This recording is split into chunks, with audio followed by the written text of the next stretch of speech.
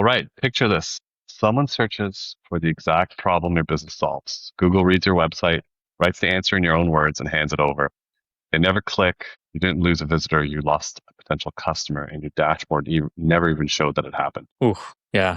Well, that's pretty much the whole episode in one sentence. And it's the question that we're going to be answering today. When did Google stop needing your website to answer for you? So the twist is the traffic that everyone assumes is dying might actually be fine. I think for us and what we've been researching is that it entirely depends on what you sell. And a lot of people just don't understand what side they're on. Yeah. Makes sense. Some really interesting data. AI overviews now show on roughly 48% of searches. Company Bright Edge tracks all these keywords and searches. A year ago, that was about 31%. Yeah, I mean, it's definitely increasing, and especially in the last 12 months. Yeah, like those are some pretty staggering numbers. And they're just going to get worse too, the further we go into this episode. But like we also found this study from Pew, which was more of like a user study. So it was a panel of 900 US adults. And they noticed that when there's an AI summary on the page, people click the link about 8% of the time. But then when there isn't a link, it's 15% of the time. So basically, that's like half of the clicks with an AI summary that are just completely gone. They evaporate from the experience. So here's the one that got me. People ended their entire search session on 26% of the pages that had an AI summary versus 16% without. AI answers the question and you just leave. That's zero click economy and pretty much one number. Yeah, and only 1% of people actually click the link inside the summary itself. So the whole just get cited and people will click through is unproven as a strategy. And yeah, I mean, organizations are actually referencing this decline in earnings calls, which is also like another super interesting data point. For sure, yeah. And they're not even just referencing it in earnings calls, they're referencing it in lawsuits. So Chegg, which is an individualized learning support platform for students, they're suing Google. They sued Google back in February 2025. Probably should have double checked the outcome of that case. But basically, the fundamentals of the complaint was that AI overviews were directly impacting their business. So the filing shows that non-subscriber traffic was hitting a negative 49% year over year in January 2025. So I guess the takeaway from that, like a company can now pinpoint the exact feature that was killing their traffic in a lawsuit. Yeah, and then there's HubSpot, a company that basically got its start trying to sell and teach inbound marketing. They told investors recently that organic traffic is down 27%, at which point they pivoted completely to getting quoted by ChatGPT, Gemini, Perplexity. They're actually hedging away from Google. Kind of interesting. Oh, that is interesting. Wow. Yeah. So it's all of the like AI key players now that people are chasing, which we know all too well with AEO and all of those new asks, right? Mm-hmm. Business Insider also had some interesting data. So they cut 21% of their staff.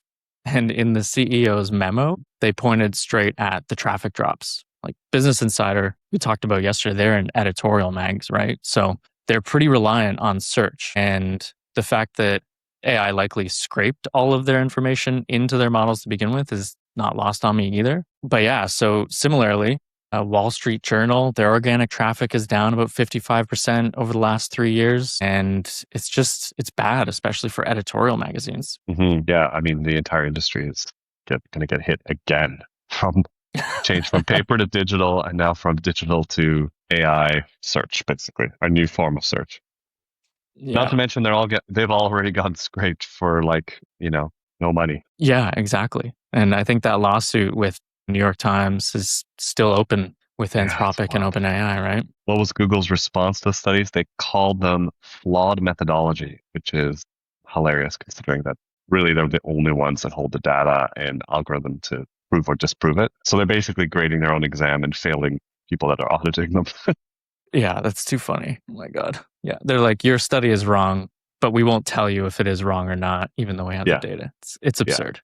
So here's the thing that nobody's really telling you. It's not hitting everyone equally. So B2B and SaaS is probably the most exposed category. These B2B queries that are triggering an AI overview, they jump from 36% to 82%. That's from Bright Edge search data. Mm. So like most of these B2B and SaaS companies are appearing in AI overviews about 82% of the time. That's a huge jump, right? Yeah. Means that like organic search is almost dead. I mean, just think about like your own search, right? And people listening to this, like, I wonder if people relate to it. I feel like I do. Like when I use Google now, I'm like much rather use the AI overview than it depends what I'm looking up, but oftentimes if it's something simple, I'd much rather use the AI overview, to be honest. Yeah, for sure. I think like I'm really fixated on sources and like source material. So even in the AI overviews, I usually do click on the links or at a minimum see if it's a reputable link before clicking on it. So I Yeah. find them Yeah. useful, but I am digging a little bit deeper because the AI overviews are they're plagued with hallucinations still to Mhm. this day. Like you Yeah. should go to the source material. Yeah. Retail is almost the opposite story. Over the 2025 holiday season, Adobe found that generative AI referrals to retail sites were up 693% year over year, and that the shoppers are converting 31% better than other traffic. So it's a pretty small study, but they've actually been continuing to monitor and publish more data. Apparently, they've got a research arm that does a lot of this Wow. sort of research for marketers. But in July, so after the holiday season, that AI referral to retail sites number was up to 1,400% year over year. So Oh there's my something God. like significant happening in the way people shop for retail products, which is something really important for Yeah. retailers. That's fascinating. Yeah, I was going to ask where the context of the data was because I couldn't register why Adobe was even looking into this, but it makes perfect sense. They're big enough, like an Accenture or a Deloitte, where they have like the research arm that provides insights and marketing for their hmm customers, I think. Yeah, that's kind of a stark claim, actually. So, if you market at like a B2B or enterprise company, which is maybe most of you watching, ideally, some of you, then you're not really in the safe group, unfortunately, right? Retail seems to be like perfectly fine. They seem to be doing really well based off of those numbers that you just gave me, Marcello. Like B2B and SaaS, they seem to be the ones that are really racing. So you are probably the most exposed category right now. I actually think like even the retailers should be they need to be conscious because I think it's all sort of happening organically at the moment. Like it's not like we talked to too many. I just had a conversation with a retailer yesterday, and they're not doing anything. They're just like they're getting the value of AEO, but like the site's not structured properly. It's just I think there's a lot of retailers that are getting some windfall from this or starting to see it. Again, the data is really small and it's spread out across a lot of retailers, so it's probably not that significant in one individual retailer, but there's a huge opportunity for retailers, right? For sure. But I think if you were doing any SEO to begin with, or publishing anything, or even had like Yeah, products listed, like you're set. Because you'd have like product reviews, you'd have all of that information teed up. Whereas yeah, B2B, we know, suffers from positioning problems.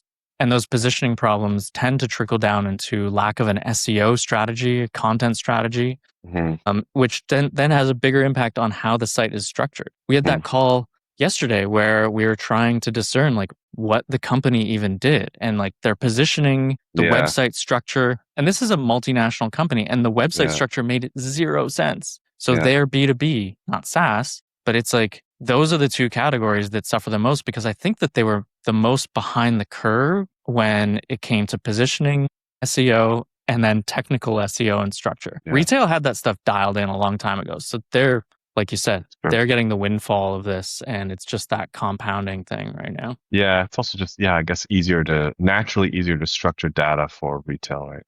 All right. Yeah, exactly. So, the reflex is that people are like, let's get cited in ChatGPT and all the bots, but that that traffic is still really pretty small. I mean, we see it ourselves. We've done a lot of work in that space, and it's a small contributor, but it's growing, but it's not enough to backfill what Google's taking. So, what's the lever that works? Yeah, I mean the stuff that we've been seeing that actually moves the needle right now is like good site structure, so good information architecture, like focusing on just the fundamentals. Brands that have like FAQs, proper site structure, good SEO fundamentals, like they're getting cited a lot more because it gives bots more of a structure to actually analyze. So answering user questions based off of intent. We see a lot of people writing articles about their competitors, citing their competitors too, and then including themselves in that list as like better versions of their competitors. So it's multifaceted. It's content strategy, design, site structure, SEO, both like technical and content related. And that's the stuff that we're seeing that does have an impact. You do need to start looking into platforms that are going to measure this and tell you if you're getting cited or not. It is a new breed of analytics coming online. So that's something to start paying attention to. Mm-hmm. Yeah. This isn't the SEO is dead conversation. It's the SEO has changed. It went from ranking highest to being, it went from the highest ranking, trying to become the highest ranking, to being the source that AI trusts enough to quote. The same invisible until it costs you discipline problem we hit with your website is rotting. Your website is rotting video that we did. Yeah. That's a good piece. Yeah. So if you do one thing after this, I feel like this is always our recommendation, but audit your site, audit your own pages, dig deep into the actual site structure, the information architecture, figure out which pages actually earn the clicks that you're looking for or the ones that are completely invisible. And you can figure this out in things like Google Search Console, just classic tools that have been around for ages, right? Mm-hmm. So yeah, get to the fundamentals, start auditing your site and figuring out where the gaps are. So what you're saying is your website doesn't need more traffic. It needs to become the answer Google trusts enough to hand out for free. Basically, yeah. All right. And if this was interesting and this is part of your world, like, subscribe. And if you want to add some feedback, that's awesome. We've been getting a lot of comments lately and we love them. We've even done a whole episode based on someone's comment. Thanks. Bye. Awesome. See ya.